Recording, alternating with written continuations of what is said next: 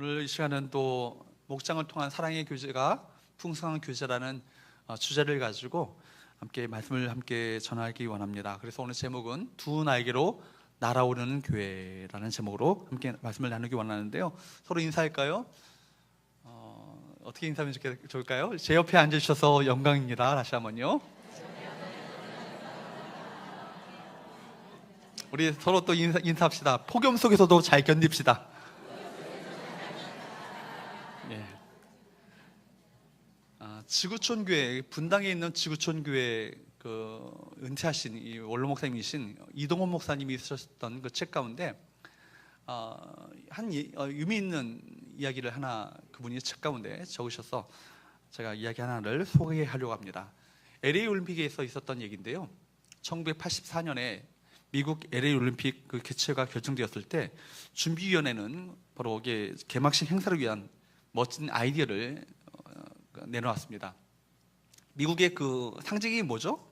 흰머리 독수리잖아요. 흰머리 독수리가 멋지게 국가가 연주될 때 올림픽 주경기장 서쪽으로부터 미국을 대표하는 새 흰머리 독수리가 날아오른 후에 그 운동장 잔디에 잔디 아래로 낙하하면서 오륜기가 있는 깃대에 타분이 앉는 퍼포먼스를 진행하려고 했어요.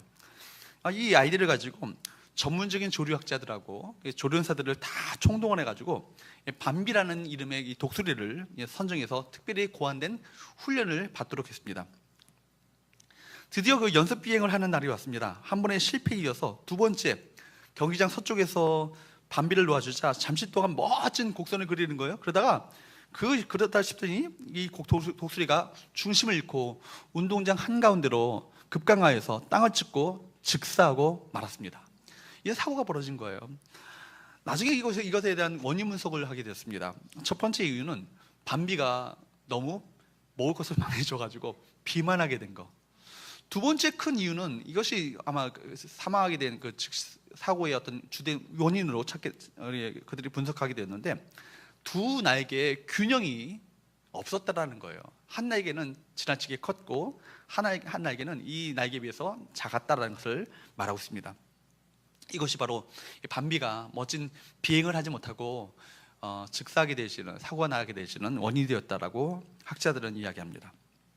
오늘날 교회에 대해서 진지한 고민을 하는 그 학자들은 현대교회나 교인들이 제 기능을 다하지 못하고 하늘을 좀 비상하며 창공을 비상하는, 날아오르는 어떤 그 비상을 하는 이 능력 있는 교회의 모습을 보이지 못하는 이유에 대해서 똑같이 원인을 분석하는데, 하나는 뭐냐면 똑같이 우리 교회가 자신만을 위해서 비만하게 되었다.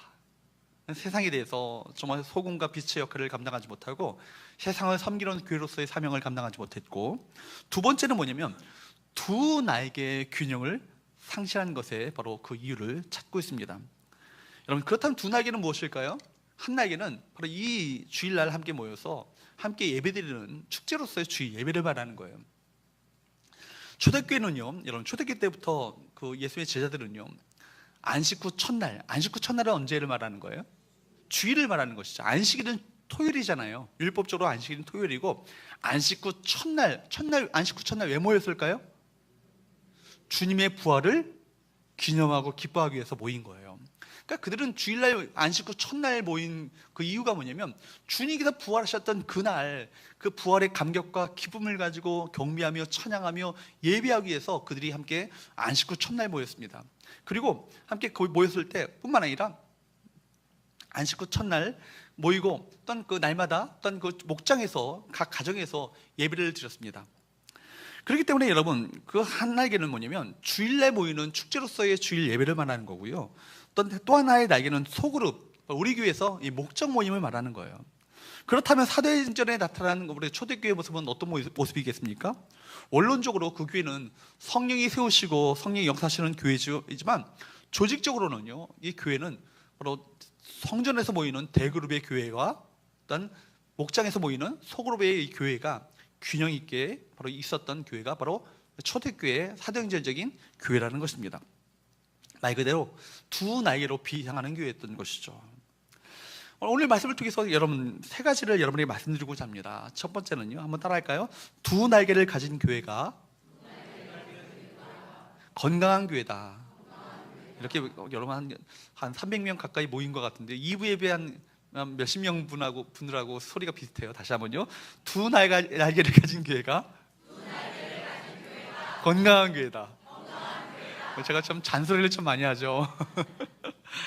교회사상 가장 생동하는 교회였다라고 여겨지는 초대교회, 즉 사도행전적인 교회는요, 바로 이 두 날개를 가진, 이 두 날개를 사용하는 교회였다는 것입니다.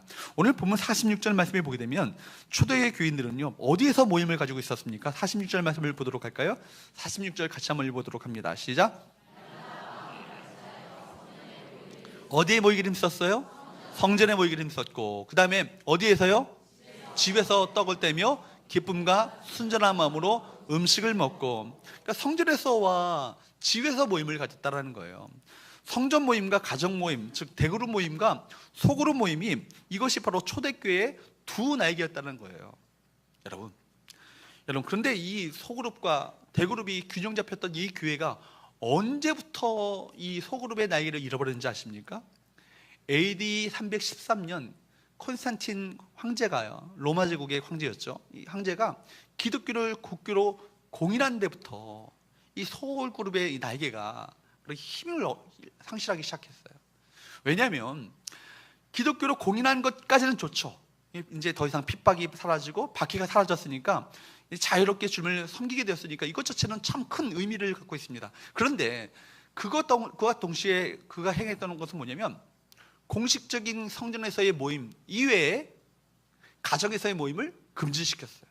그리고 어떤 그 가정 목장에서의 평신도 사역자들의 이 활동을요, 그들을 금지시키고 안수받은 사제들, 즉 목회자들에게만 이 사역의 권한을 부여한 거예요.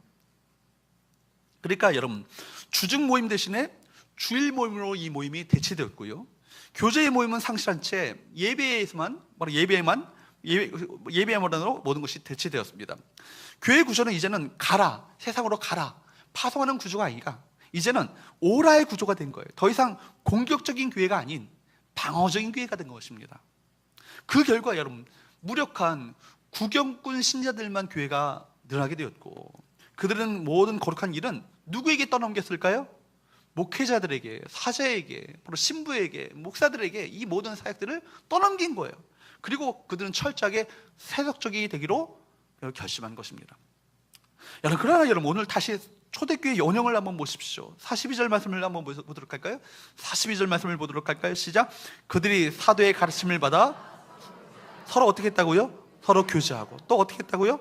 떡을 떼며 오로지 기도하기를 힘쓰니라. 서로 교제하고 떡을 떼며 기도하는 이 일들에 그들이 전념하고 헌신했던 것을 보게 됩니다. 여러분, 초대교회에서요, 그리고 46절 말씀을 보도록 할까요? 46절 시작. 날마다 마음을 같이하여 성전에 모이기를 힘쓰고 집에서 떡을 떼며 기쁨과 순전한 마음으로 음식을 먹고. 그러니까 여러분, 그들이 주일날 모여서 뭐 했을까요? 안식 후 첫날, 초대교회 이후부터 안식 후 첫날 주일에 함께 모여서 그들이 함께 주님을 찬미하며 경배하는 예배가 있었어요. 뿐만 아니라 그것만 있었던 것이 아니라 또 어디서 모였다고요? 집에서 모였다고요?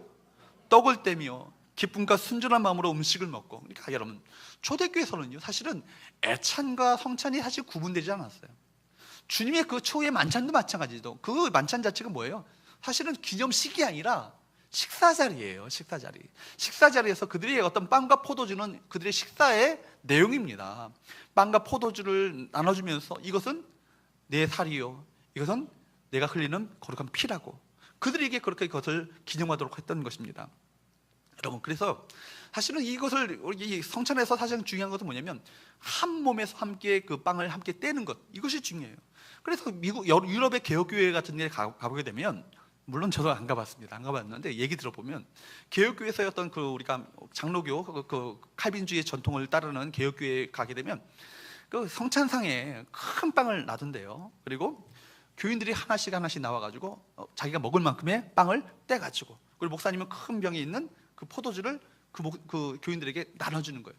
이 뭘 상징하냐면 이 빵 자체가 떼지만 우리가 모두가 하나였다는 거예요. 한 몸에서 우리가 함께 지체된 것을 확인하는 것이고, 우리가 잔에 한 병에 담겨져 있는 이 포도주를 나누줌으로 말미암아 우리가 한 피에서 함께 나눔을 받은 한 피마다 한 몸 된 한 공동체 지체임을 서로 확인하는 것이 바로 성찬과 예찬의 의미였다는 것입니다.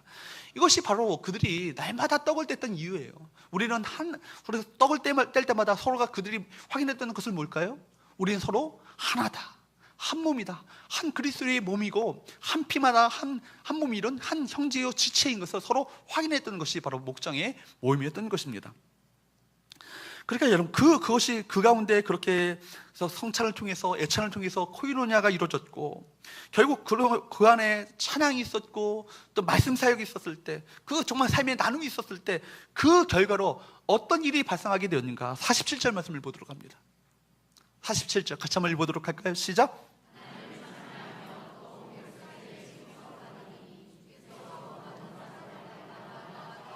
하나님을 찬양하죠. 하나님을 찬양하고 기쁨을 가지고 하나님을 날마다 찬양하고 또 온 백성들에게 칭송을 받으니까 주께서 구원받는 사람을 그 교회 가운데 몰아주시. 그죠? 여러분, 그 47절 말씀을 보게 되면 강력한 구원의 역사가 있게 돼요. 여러분, 그래서 초대교회 그 3장에 보게 되면 하루에 몇천 명씩이요? 3,000명, 5,000명, 3,000명, 5,000명. 그 당시에 유대인들이 3,000명, 5,000명 살 때는요, 누구만 살까요? 남자 장년만 생기는 거예요. 20세 이상의 남자 장년들만 살 때 3,000명, 5,000명이에요. 그러니까 남자들만 3,000명, 5,000명. 지금도 남자가 성도가 많습니까? 여자가 성도가 많습니까? 여자가 많죠. 여자 성도들이 그때도 마찬가지예요. 초대교회 때도 여자 그 주님을 따르는 그 여자 성도들이 참 많았어요. 그러니까 남자만 4,000명, 5,000명이니까 얼마나 대단한 그 성도들이 모였겠어요. 이 대단한 부흥의 역사가 어떻게 가능하겠습니까? 두 날개로 날아오르는 이 초대교회의 이 생동력이 있는 우리 교회 모임의 모습들이 있었기 때문에 이 교회 가운데 놀라운 부흥의 역사가 있었던 것입니다. 이것이 바로 우리가 소그룹 날개가 필요한 이유입니다.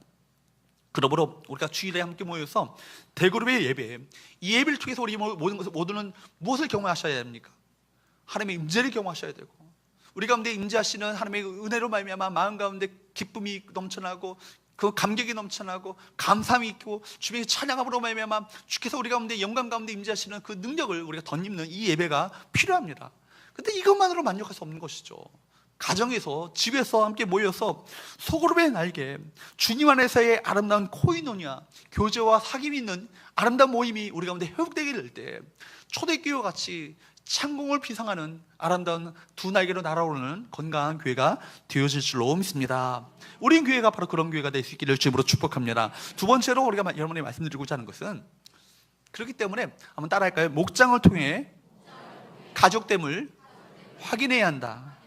여러분, 우리가 지금 우리가 말하고 있는 우리 기존 성도들은 다 알고 계시지만 우리 새 가족들이 계시니까, 목장이라 함은 우리 기존에 우리가 구역이라 불렀던 우리 교회의 소그룹 모임을 말합니다. 소그룹 구역에서 이제 목장이라는 이름을 바뀐 이유는 단순히 관리 차원이 아니라 목장에서 이루어지는 아름다운 이 교제와 사귐, 이 전도의 번식이 있기 위해서 목장이라는 말을 쓰고 있는데, 여러분, 교회는 뭐예요? 교회는 그리스도의 몸입니다. 그렇죠? 그리스도의 몸이라 하면 교회의 머리는 누구십니까? 예수님이 교회의 머리가 되시죠. 그리고 우리 예수님의 머리이신 예수님께 붙어있는 우리는 다 지체인 거예요. 그러니까 모든 지체는 다 연결되어 있습니다. 인정하시죠? 붙어 있어야 합니다. 이것이 내가 붙어있지 않고 내 몸과 떨어져 있다면 이것은 더 이상 내 몸이 아닌 거예요. 죽은 세포일 뿐이지, 시체일 뿐이지 바로 내 몸이 아닌 거예요. 여러분, 그래서 사도 바울은요, 교회의 공동체성에 대해서 이렇게 이야기하고 있습니다. 고린도전서 12장 12절 말씀을 보도록 할까요? 시작. 몸은 하나인데 많은 지체가 있고 몸의 지체가 많으냐? 몸은 하나인데 무엇이 있다고요? 많은 지체가 있다고요. 그러나 그 지체는 한 몸이죠. 몸의 지체가 많으나 한 몸인 것 같이 그리스도도 그러하다는 거예요. 그리스도도 그러하다는 것은 뭘 말하는 거예요? 지금 교회에 대해서 얘기하고 있는 거예요. 여러분, 여기 계신 분들이 다 생김새가 달라요. 연령도 다르고요, 또 우리가 또 배경도 다르고요, 환경도 다르고요, 또 성별도 다르고요, 또 여러분 어떤 그 학벌도 다르고요, 여러분 자라온 환경도 다 다릅니다. 그리고 여러분 갖고 있는 생각들도 다 달라요. 그런데 여러분들 이 모인 다 다르신 분들이 그러나 그리스도 안에서 하나라는 거예요. 한 몸이라는 거예요. 우리가 다 연결되고 붙어있는 한 지체되고 한 몸이 되었다는 것입니다. 여러분, 그래서 우리가 각 지체들은 몸에 붙어 있어야 의미가 있는 것이지 몸에서 떨어져 있다면 이것은 죽은 것과 마찬가지라는 얘기예요. 그렇기 때문에 우리 모두는 서로 붙어 있어야만 합니다. 붙어 있어야 되는 건데, 근데 우리가 그리스도인들이 그렇게 주님의 몸인 교회에 참여하고 있는 것인데, 이것이 신앙생활이에요. 그러니까 누군가가 그리스도인이 되기로 결단했다는 것은 뭘 말합니까? 그리스도의 몸인 교회에 함께 참여하기로 결단했다는 것을 말하는 거예요. 나 혼자 TV 보면서 신앙생활하는 것은 이것은 신앙생활이라 말할 수 없는 거예요. 그렇기 때문에. 왜냐하면 우리가 그리스도의 몸인 교회의 지체가 되어주고 그리스도의 몸인 교회를 함께 섬기고 함께 봉사하게 될 때 이것이 바로 그리스도의 몸의 지체로서의 역할을 감당하는 거예요. 몸이라는 것은 뭘 말하는 것이라고 그랬죠? 몸이라는 것은 몸이 하는 일은 뭐예요? 머리가 지시한 일을 하는 거예요. 일을 하는 거예요. 그러니까 그것이 우리가 일을 하지 않는다면, 단순히 구경꾼인 신자로 우리가 전락해버린다면 주님께서 원하셨고 주님께서 꿈꾸셨던 그 교회의 모습은 아니라는 것을 우리가 보게 되는 것입니다. 그렇기 때문에 이것은 우리가 다른 성도들과의 깊은 관계 속에서 공동체적인 삶을 살아야 한다는 것을 말하는 거예요. 공동체, 이런 한자로 공동체가 뭐예요? 공체가 함께라는 뜻을 갖고 있잖아요. 동이 뭐예요? 같은. 그리고 체가 뭐예요? 몸이에요. 함께 같은 몸이 되었다는 것이 뭐예요? 이게 공동체예요. 그러니까 공동체라는 말은 철저하게 성경적인 말이에요. 우리 모두가 다 공동체입니다. 믿으십니까? 우리 서로가 서로 연결되어 있어야 되는 거예요. 한 몸 된 한 공동체가 되어야 되는 거예요. 그렇기 때문에 이것이 바로 우리가 한 몸 된 그리스도의 몸인데, 근데 이것이요, 이론적으로는 그렇게 되어야 하는데 실제로 이것이 잘 이루어지지 않고 있다는 거예요. 그러나 성경이 우리에게 보여주는 교회의 모습은 그런 모습이 아니에요. 다시 한번 46절 말씀을 보도록 할까요? 46절 말씀 보도록 합니다. 시작. 날마다 마음을 같이하여 성전에 모이기를 힘쓰고 집에서 떡을 떼며 기쁨과 순전한 마음으로 음식을 먹고. 그러니까 성전에 모이기를 힘쓰고 집에서 떡을 뗐다, 그러겠습니다. 말씀드린 것처럼 여기서 성전에 모이기를 힘쓰고는 성전 모임은 첫 번째 날개인 대그룹 모임, 예배를 말하는 거예요. 주일날 모이는 이 축제로서의 예배를 말하는 거예요. 또한 집에서 떡을 뗐다라는 것은 뭐예요? 목장을 말합니다. 그러니까 두 번째 날개에 속한 소그룹 모임인 목장을 말합니다. 이것이 오늘 본문에서 보여주고 있는 초대교회 두 날개였던 것입니다. 그렇기 때문에 이 두 날개, 즉 목장에서 하나됨, 한 가족됨을 확인하게 될 때 우리는 바로 우리가 그리스도의 몸으로서 정말 우리가 건강한 우리 몸에 속한 지체로서 주님의 사역을 감당하게 될 것이고, 이것이 초대교회가 능력 있게 건강하게 커다란 주께서 일으키시는 부흥의 역사를 경험하는 원동력이 되었다는 거예요.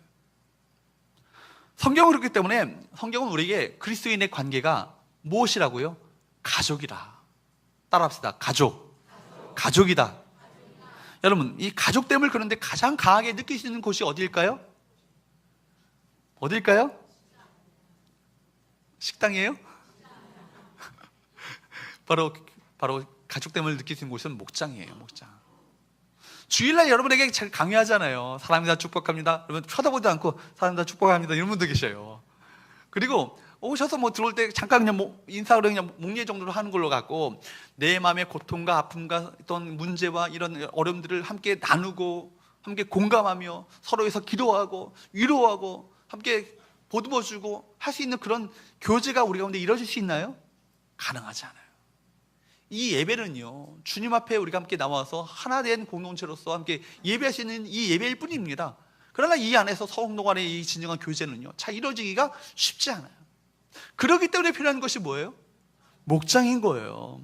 그렇기 때문에 우리 성도들 한 사람 한 사람이 우리가 셀 목장, 이 목장 안에 들어와서 이 목장 안에서 코이노니아를 경험하셔야 돼요. 코이노니아, 한번 따라 할까요? 코이노니아라는 이 말 자체는요, 이 교제, 사귐, 교통, 이란 말로 우리가 제가 축도할 때 하잖아요. 이제는 우리 주 예수 그리스도의 은혜와 하나님의 사랑과 성령의 교통하심이, 이 교통 자체가 코이노니아예요. 이 코이노니아는 보통 교제, 사귐으로 번역될 수 있지만, 그러나 교제와 사귐으로 번역되기에는 너무나도 이 의미가 좁아져요. 이 코이노냐라는 말은 뭐냐면 주님의 한 몸 공동체에 함께 참여하는 것을 말하는 거예요. 한 몸 공동체에 함께 연결되고 함께 연결됨으로 말미암아 함께 참여하는 것, 이것이 뭐라고요? 코이노냐예요. 삶의 참여. 그러니까 목장 안에서 이루어져야 될 우리 가장 본질은 뭘까요? 이 코이노냐예요. 그러니까 여러분, 어떤 목장은요, 목장 모임 하라 그러니까 제 설교를 그냥 반복해서 그냥 설교하시는 분이 계셔요. 그리고 예배 드리고 찬송 하나 부르고 땡 끝나버리고 말아요. 그러면 뭐 목장 안에서 진정한 사귐과 교제가 있을 수 없겠죠. 사실은 목장에서 말씀을 나누는 것 더 못지않게 더 중요한 것은 뭐예요? 말씀을 통해서 적용하는 거예요. 우리 삶을 그러면 한 주간 동안에 이 말씀을 통해서 어떻게 우리 삶을 우리가 함께 말씀을 실천할 수 있을 것인가? 우리 목장이 이 말씀을 통해서 우리 목장이 어떻게 변화될 것인가? 이걸 놓고 어떤 문제를 가지고 어떻게 기도할 것인가? 이렇게 우리가 서로 어떤 아픈 문제를 서로 말씀을 통해서 서로 위로하고 격려하고 보듬어주고 힘을 주고 소망을 심어주고, 이런 것들이 삶의 나눔이 사실은 더 본질적으로 더 중요한 거예요. 그러니까 목장의 본질은 뭐예요? 코이노냐예요. 진정한 코이노냐는 교제 그 이상입니다. 삶의 나눔을 말하는 거예요. 삶의 참여를 말하는 거예요. 그렇기 때문에 목장에서는 자신의 삶을 오픈하고 열어서 함께 나누는 것입니다. 목장 모임에서 가장 중요한 시간은 뭐냐면 자기가 살아온 이야기, 자기의 성공과 실패, 기쁨과 슬픔을 함께 나누는 것입니다. 그리고 무엇보다도 이 나눔의 교제가 우리에게는 치유와 위로, 그리고 격려, 더 나아가서는 변화를 경험하도록 만드는 것입니다. 그래서 여러분, 가족 공동체에서의 강한 연대감을 느끼는 가장 확실한 방법은 뭐냐면 우리 모두가 목장에 참여하시는 거예요. 목장에 참여하셔서 이제는 우리 9월 이제 8월 말 9월부터 이제 목장이 다시 또 2학기가 시작될 텐데, 목장이 우리 모두가 다 참여하셔서 목장 가운데 한 가족됨을 확인하시고 함께 교제와 함께 삶의 나눔을 함께 나누는 가운데 우리 가운데 정말 임재하시는 주님의 그 터치하심을 우리 모두가 경험하게 되기를 주님으로 축복합니다. 스코틀랜드 국교회 내 가정교회 운동을 주도했던 톰 할레는 실은 제가 아마 전에 오후 예배 시간에도 한번 언급한 적이 있었던 것 같은데 이런 말을 했어요. 한번 띄워줄까요? 메마른 교회 안에서 오아시스처럼 물을 내뿜는 그리스도인 공동체에 살아있는 셀들, 이 치밀한 공동체의 그룹들만이, 즉 말하자면 정말 이 목장들이 목장으로서의 기능을 잘 회복하고 목장으로서의 이 코이노냐가 아름답게 이루어지는 이 목장들은 모든 슬픔과 문제 가운데 있는 사람들에 대해서 진정한 관심으로 삶의 처방을 나누게 될 것이다. 모든 슬픔, 저희 고통, 문제 가운데 허덕이는 자들에게 진정한 삶의 해답을 그 안에서 줄 수 있을 것이라는 것이죠. 그래야 해서 교회가 참되고 역동적인 그리스도인 공동체의 생활, 즉 신학 성경의 코이노냐를 드러내 보일 때에만 온전히 그 교회에 대한 기능을 발휘하고 교회로 하여금 세속적인 세상에 성공적으로 침투하게 할 것이다. 무슨 얘기입니까? 그러니까 교회가 참되고 역동적인 저 공동체의 이 모습을 목장이 회복하게 될 때, 그 안에서 진정한 코이노냐가 진정한 이루어지게 될 때 온전히 교회에 대한 본질을 회복할 수 있다는 거예요. 그리고 교회로서의 이 기능을, 본질적인 기능을 발하게 될 것이고, 그러면 이 세상 가운데, 세속적인 세상 가운데 세상을 변화시키는 공동체의 모습을 갖게 될 것이라는 거예요. 한마디로 이 초대교회의 힘은요, 이 소그룹 목장 안에서 있었던 이 교제의 힘이라고 말할 수 있는 것입니다. 그렇습니다. 여러분, 그들은 세상을 이기는 능력을요, 날마다 함께 모여서 떡을 떼며 교제하는 데서 거기서 이 능력을 찾았던 거예요. 생각해 보십시오. 지금처럼 자유롭게 편한 가운데 주님을 섬겼던 시대가 아니잖아요. 예수를 믿는다는 것 자체가 뭐예요? 목숨을 내거는 거예요. 예수 믿는 것 자체가 목숨을 내거는 위험천만한 일이 바로 주님을 믿는 것입니다. 그럼에도 불구하고 이 초대교회 가운데 엄청난 부흥의 역사가 일어났던 그 이유가 어디 있었다는 거예요? 목장 안에서 그 핍박과 환난과 고난을 이길 수 있는 바로 위로와 치유와 회복의 역사를 목장 안에서 경험하였고, 서로가 서로에게 힘이 되었고, 서로에게 격려가 되었고, 서로를 보듬어주며 서로 감싸안게 되었을 때 세상을 이기는 힘과 능력을 그 목장 가운데 그들이 누렸다는 것입니다. 여러분, 빌리몬서에 보게 되면 빌리몬의 집에서 모였던 목장에도 이런 사랑과 믿음의 교제로 살아있는 교제가 생동하고 있었던 것을 보게 됩니다. 그 당시 이 빌리몬의 교회, 이 교회는요, 어떤 지금처럼 커다란 예배당이 있고 이런 그런 교회가 아니라 가정에서 모이는 그 교회 모임 자체가 교회라고 불렀어요. 빌레몬 교회.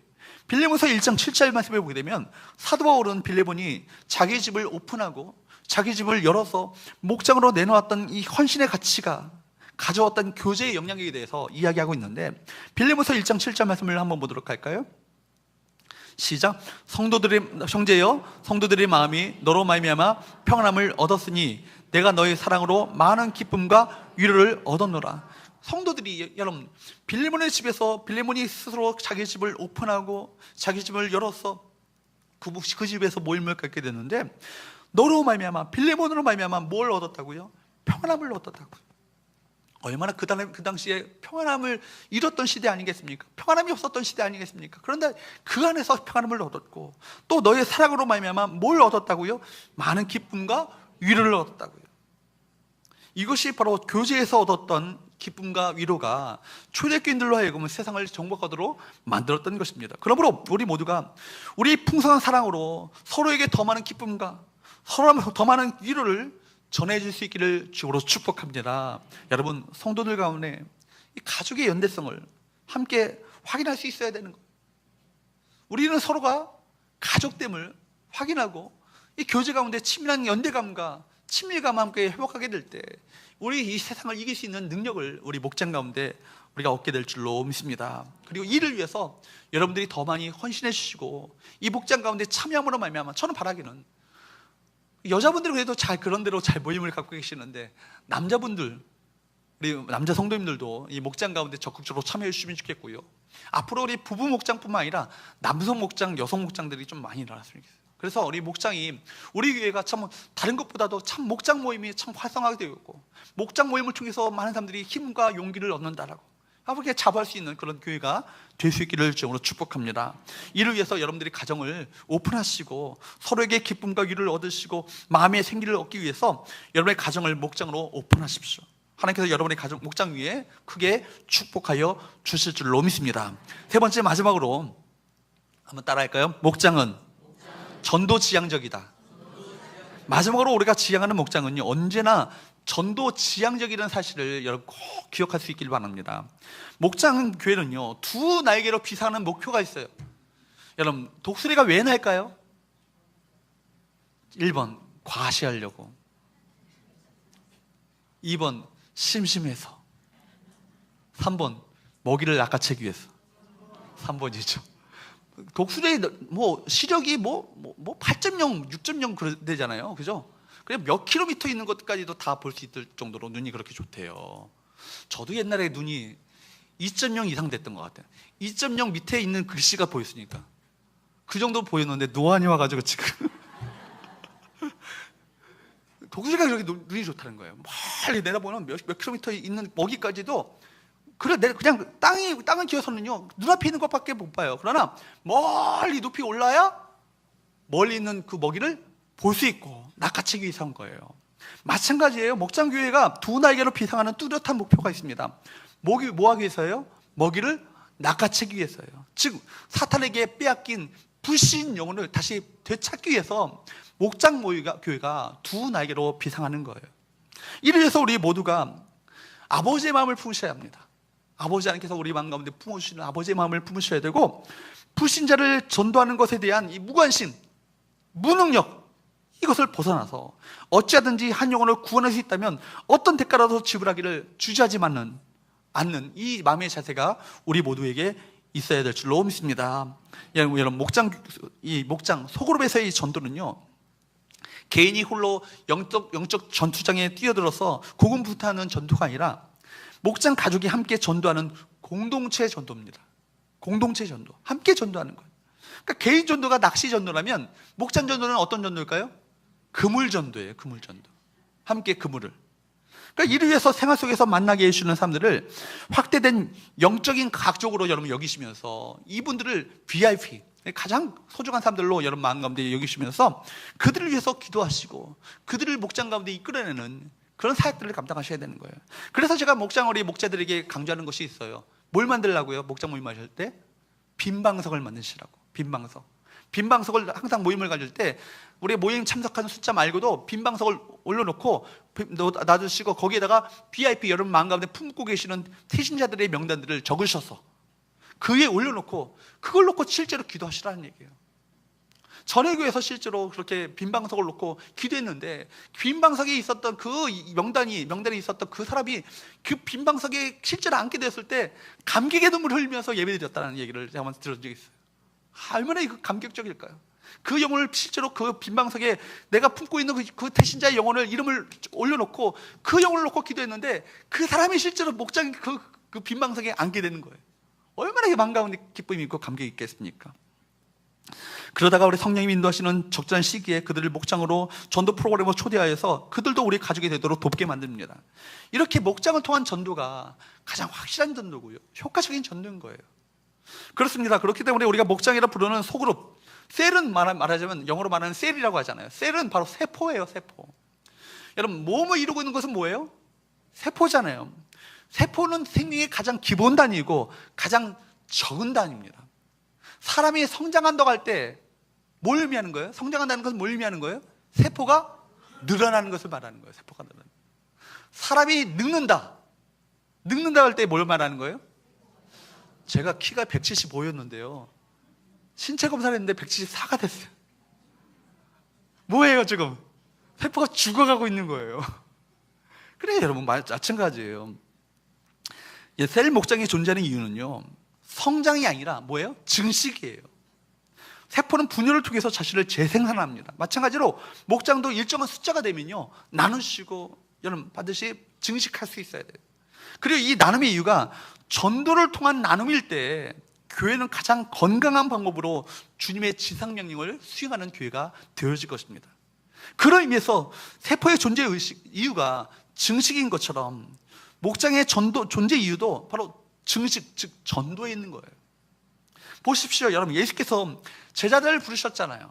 제자를 부르셨던 이유는 그들을 통해서 자기들만 잘 먹고 잘 살고 잘 즐기기 위해서 그들을 부르셨던 것이 아니라는 거예요. 마가복음 3장 13절에서 15절 말씀을 한번 보도록 할까요? 한번 읽어보도록 합니다. 시작.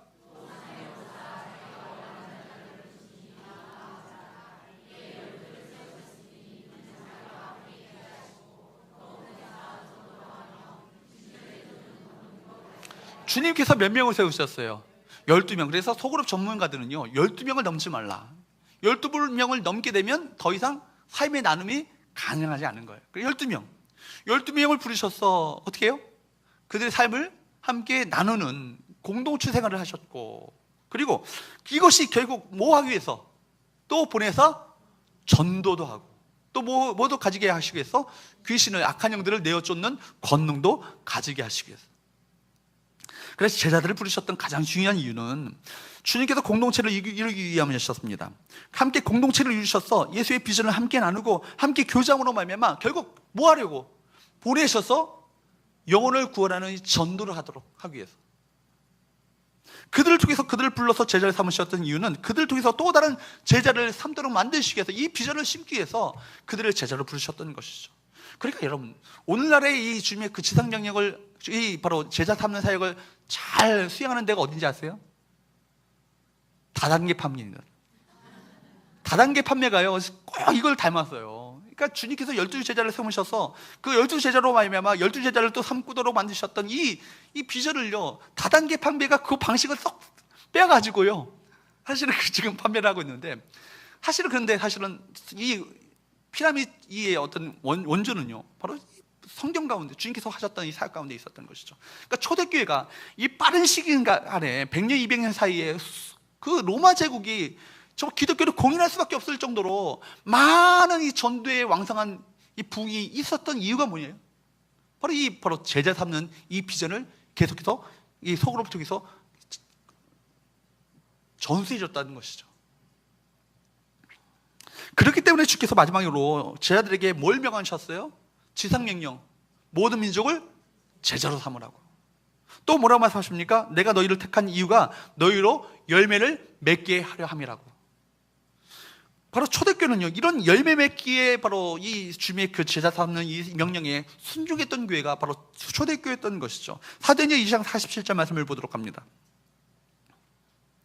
47절 시작. 하나님을 찬미하며 또 온 백성에게 칭송을 받으니 주께서 구원받는 사람을 날마다 더하게 하시니라.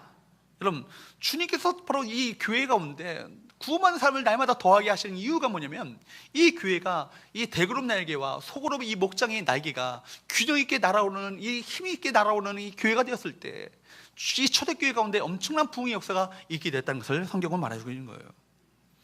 물론 목장교회가 교회 내 모든 질병을 다 해결해주는 만병통치약이라는 얘기는 아닙니다. 교회가 플랜카드 하나 내걸고 교인들을 조직화해서 목장 모임을 간다고 해서 저절로 목장 모임이 잘 이루어지는 그런 것도 아니에요. 모든 성도들 가운데 뭐예요? 교회를 향한 아버지의 마음이 먼저 회복되어야 되는 거예요. 그리고 목장교회의 가치를 위해서 헌신하는 사람들이 많이 부릴 듯 일어나야 된다는 것입니다. 여러분, 이 일에 우리 모두가 헌신할 수 있기를 주님으로 축복합니다. 저절로 되는 것이 아니라 헌신하는 것은 뭐예요? 내 시간을 드려야 되는 거예요. 내 정열을 드려야 되는 거예요. 때로는 내 물질도 드려야 되는 거예요. 내 관심을 쏟아주셔야 돼요. 그래야 이 목장이 살아날 수 있는 거예요. 그렇기 때문에 목장은요, 생명체예요. 돌보지 않으면요, 병들고 죽습니다. 계속해서 비전을 제시하지 않으면요, 옛 방식으로 돌아가려고 하는 것이 끊임없이 우리의 습성이에요. 그렇기 때문에 목장 안에 흐르는 성령의 능력으로 세상을 변화시킬 때만이 새롭게 건강한 목장이 될 수 있고, 계속해서 우리가 이 비전 가운데 함께 헌신하고 함께 힘쓰셔야 주께서 꿈꾸셨던 아름다운 이 건강한 목장이 우리 가운데 이루어지게 될 줄로 믿습니다. 많은 기독교 공동체가 밖으로 뻗어나가라는 주님의 명령을 기억하지 못하고 안에서 뭐라고 말해요? 여기가 좋사오니 초막 셋을 짓고 여기서 삽시다. 이 정도 사이즈가 딱 좋사오니 이 정도 교회에서 더 이상 늘어나지 맙시다. 이러다가요, 우리끼리 머무르는 이 유혹에 항상 우리가 직면하게 되는데, 초대교회가 직면했던 이 모양이 이 모습 아니에요? 예루살렘 교회가 엄청난 부흥이 일어나게 돼서 그들끼리 여기 있는 것이 얼마나 좋았는지 몰라요. 그러니까 그들 가운데 무엇이 임했어요? 핍박이 임했어요. 박해가 임함으로 말미암아 사방으로 흩어진 교회가 되었고, 이것이 오히려 그들이 닥쳐졌던 이 위기를 극복하는 기회가 됐다는 거예요. 그러므로 여러분, 그래서 목장은요, 전도지향적이셔야 돼요. 목장에서의 복음 전파는 낚시로 비유할 수 있는 개인 전도가 아니라 어떤 전도라고요? 그물 전도라는 거예요. 함께 마음을 같이하여서 함께 한 사람 영혼을 위해서 함께 기도하고 함께 힘을 쓰고 함께 협력해서 전도하게 될 때 그 사람을 얻게 되시는 귀한 은혜가 있게 될 줄로 믿습니다. 한 사람 한 사람이 서로 협력하여서 인간 그물을 만들고 그 공동체가 함께 불신 물고기를 잡아서 주님께 올려드리는 것이 목장 전도예요.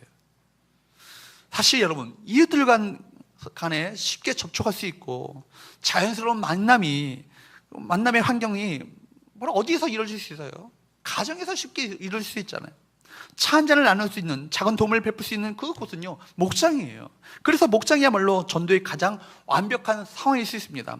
그래서 마이클 그린이라는 그 성서학자, 그 신약 성경학자 중에 아주 유명한 분이시죠. 이분이 썼던 초대교회 복음전도라는 그 책이 있습니다. 이렇게 두꺼운 책인데 그 책에서 이런 얘기를 하더라고요. 가정의 완전한 비형식성, 이 형식적이지 않는 이 자유로운 이 환경, 긴장을 풀고 쉬는 분위기, 또한 이와 함께 병행되는 손님 접대야말로 초대교회의 복음 전파가 성공할 수 있었던 가장 최선의 환경이었다. 그러니까 초대교회가 이렇게 힘있게 바로 복음이 전파될 수 있었던 그것은 다른 것이 아니라 가정의 그 자유롭고 편안하며 또 쉴 수 있는 안식의 분위기가 그들이 마음을 열고 복음을 받아들일 수 있는 좋은 환경이 되었다는 거예요. 계속해서 그러면서 그는 이런 말을 합니다. 데살로니가의 야솔의 집, 고린도 회당 건너편 디도 유스도의 집, 가이사랴의 빌립의 집, 빌립보의 루디아의 집, 간수장의 집, 이런 가정들이 바로 1세기의 세상을 변화시킨 복음 전도의 중심 센터들이었다. 여러분, 저는 우리 교회가 목장으로 나감에 있어서 우리 교회 성도 여러분의 가정이 이 땅을 치유하고 이 세상을 변화시키는 일에 크게 쓰임받는 아름다운 중심 센터들이 될 수 있기를 주님으로 축복합니다. 여러분, 그 일을 위해서 우리 모든 곳이, 가는 곳곳이 사역의 장이 되셔야 돼요.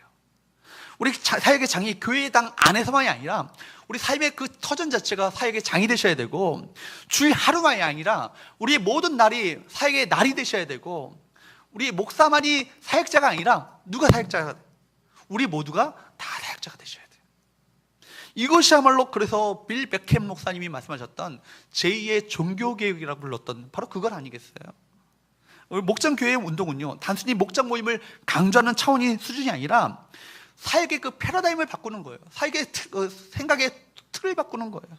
우리 삶의 어떤 그 터전이, 삶의 방식이, 삶의 어떤 그런 틀이 바로 목장을 통해서 주께서 꿈꾸셨던 하나님 나라가 확장되었으며 뻗어나가는 이 사역과 이 비전 가운데 우리 모두가 헌신하는 귀한 우리 모두가 될 수 있기를 주님으로 축복합니다.